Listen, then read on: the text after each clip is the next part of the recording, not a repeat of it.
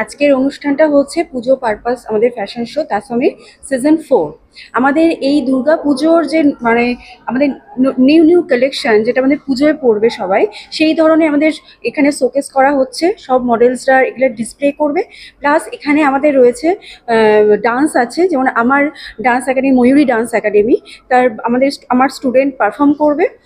এছাড়াও আমাদের সমস্ত গেস্টরা আছে। সমস্তটা পুজো পারপাসেই আমাদের ফ্যাশন শোটা। সুচরিতা মুখার্জি।